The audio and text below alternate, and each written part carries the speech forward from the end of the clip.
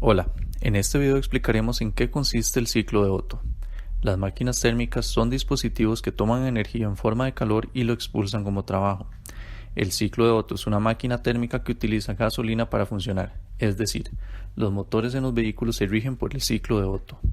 Este tipo de motores se componen principalmente por una serie de cilindros y pistones, donde cada cilindro posee al menos una bujía y dos válvulas. A los pistones se acopla un eje posterior llamado árbol de levas y un eje inferior llamado cigüeñal, que se encarga de transformar el movimiento rectilíneo de los pistones en movimiento circular. Ambos ejes se sincronizan por medio de correas.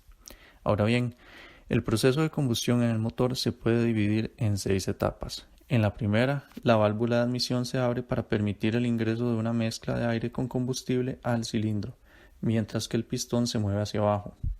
En la segunda etapa, el pistón se mueve hacia arriba y comprime la mezcla.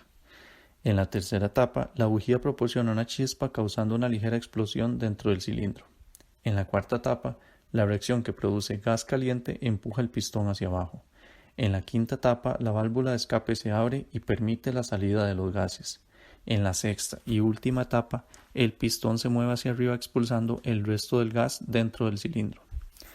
Ahora, cuando escuchamos que un vehículo tiene 1.6 litros de cilindrada, esto se refiere a la suma del volumen útil de todos los cilindros de un motor. Las revoluciones por minuto se refiere a la cantidad de giros que realiza el cigüeñal en un minuto, y el torque, por su parte, es la cantidad de momento que el cigüeñal proporciona para que el vehículo se pueda mover. Además, el ciclo de Otto es un proceso considerado adiabático, ya que si se grafica su comportamiento en un diagrama de presión contra volumen, se obtendrán dos curvas isocóricas, donde hay entrada y salida de calor, pero las curvas más importantes serán adiabatas, que es cuando se genera trabajo. Un ciclo de Otto, como cualquier máquina térmica real, no es capaz de transformar todo el calor en trabajo, es decir, hay pérdida de calor al exterior y por ende ninguna máquina térmica puede aproximarse al 100% de eficiencia. Lo anterior es el principio en el que se basa la segunda ley de la termodinámica. Intercambio de calor. Se da en los procesos isocóricos. En la ignición de BC, cierta cantidad de calor Qc que viene de la energía interna del combustible se transfiere al aire. Sucede a volumen constante, por lo que el calor coincide con el aumento de la energía interna. En la expulsión de los gases dA, como el modelo es cerrado, es el mismo aire el que se comprime una y otra vez en el motor. Entonces se dice que Qf es liberado por enfriamiento. Trabajo realizado. Se da en los procesos adiabáticos. En la compresión AB se realiza un trabajo positivo sobre el gas. Como es un proceso adiabático, todo el trabajo se invierte en incrementar la energía interna elevando su temperatura.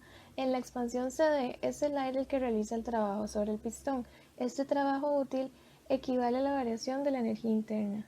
Trabajo útil realizado es el trabajo neto entregado menos el trabajo que emplea en funcionar. Como es un proceso cíclico, la variación de la energía interna es nula al finalizar el ciclo. Por eso el calor neto introducido en el sistema debe ser igual al trabajo neto realizado por este en valor absoluto. Rendimiento. Si es en función de la temperatura, depende solamente de la temperatura al inicio y al final del proceso de compresión. Si es en función del volumen, depende del valor R, que es la razón de compresión.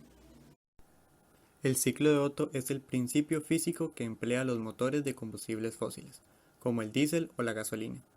Estos están presentes en casi todos los motores de cuatro tiempos. Como ejemplo de estos son los generadores de electricidad, de uso comunes en las fábricas, incluyendo las químicas.